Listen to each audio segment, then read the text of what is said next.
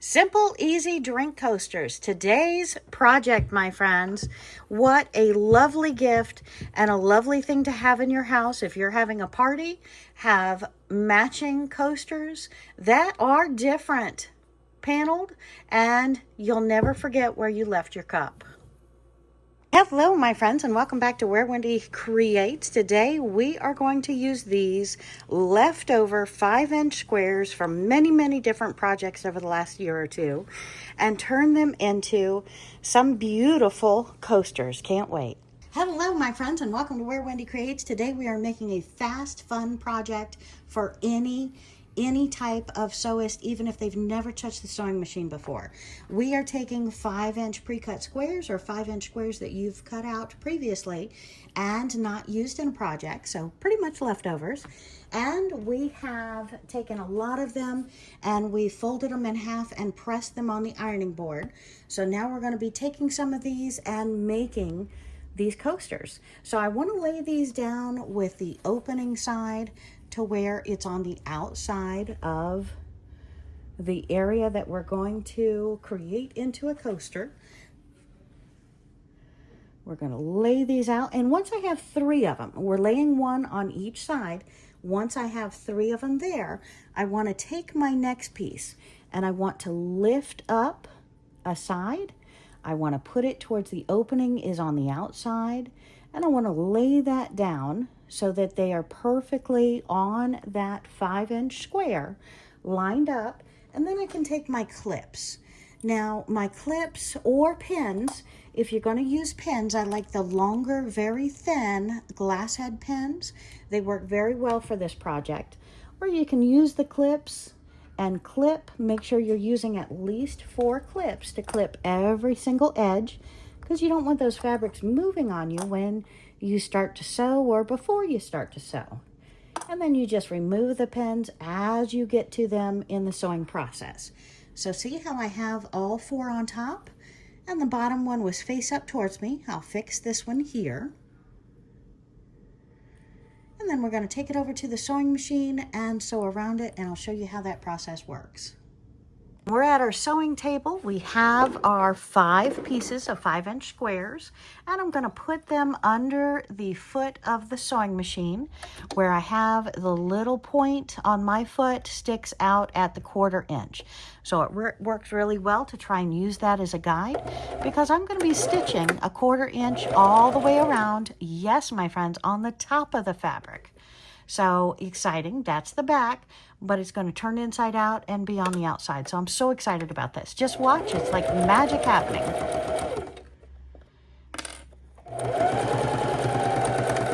And I'm going to back stitch right before my corner. Let me get another stitch in there.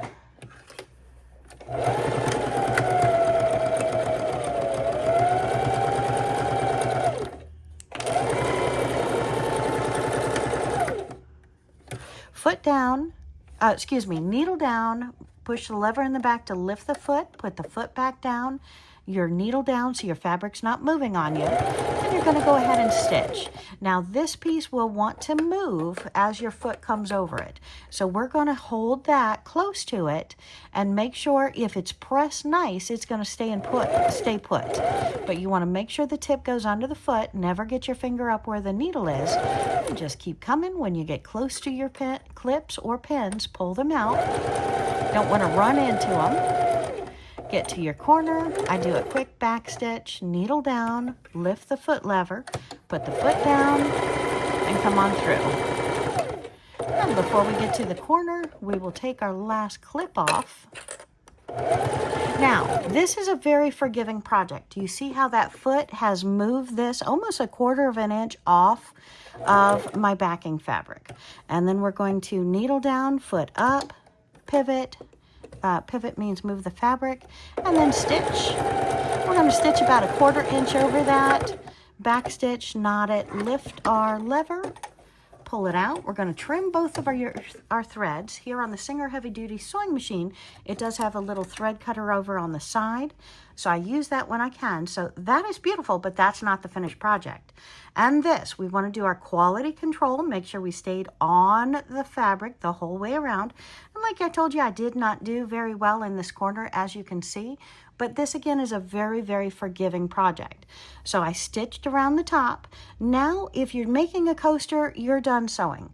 But if you want it extra strong to go in your purse, to be opened, manipulated, balled up, thrown around, washed 10 million times, let's turn it over and stitch on the back. So we're going to go ahead and go right on top of the stitching that we previously had. So I'm just going to go all the way around on all 4 sides. That's just securing that I have everything nice and strong. And again, I wanted this to be used for years and years and years to come. So I want to make sure that it's going to withstand 100 washes.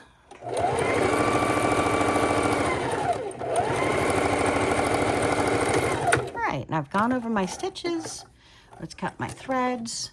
So I have quality control, made sure that I've gone over everything, trim my threads a little bit shorter, and then I want to show you. This is our coaster, but we can't turn it right sides out until we trim some corners, or else they'd be big, bulky things in there.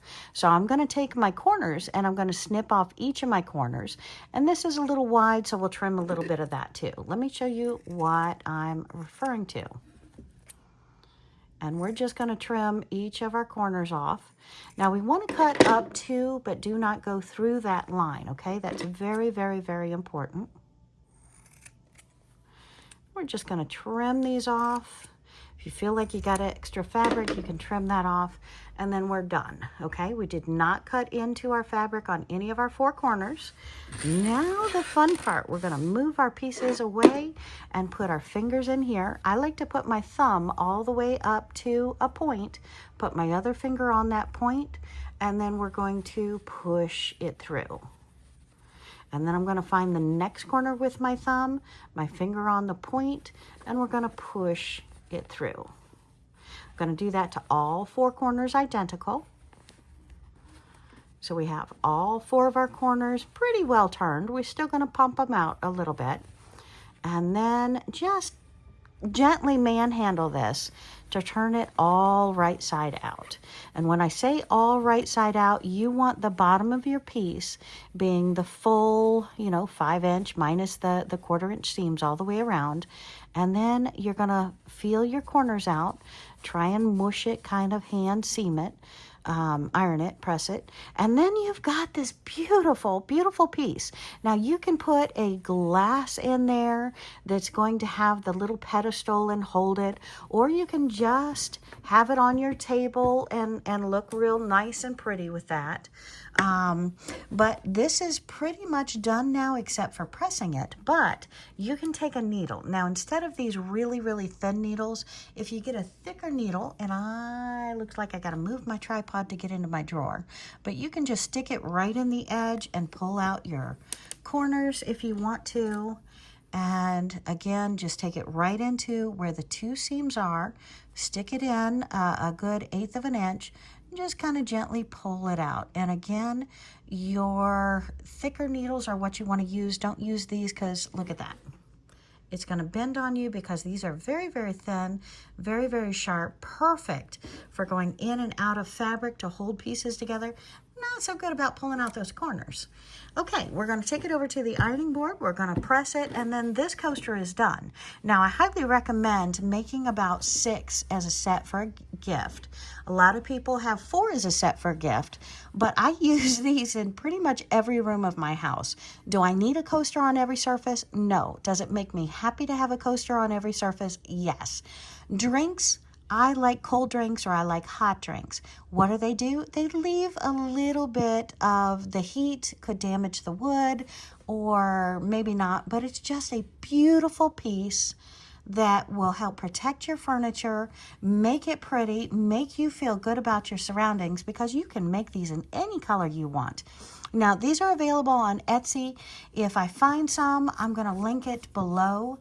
But otherwise, I want you to make these for yourself. These are wonderful. My Etsy store is currently on vacation, but I do encourage you to purchase these or make these from other people. They are dynamite. I love these. Hey, my friends, we are making drink coasters. absolutely simple project for beginner to advanced. If you want a quick, easy sewing project, this is the one for you. It is a drink coaster. And my friends, never lose your glass again. Always have a different set of coasters around so you never forget which drink is yours. Works great for pedestals or even your morning coffee, my friends. However you want to use your coaster, I would keep one on every table, and they are absolutely beautiful to have set around the house. And today we are making them. Yay!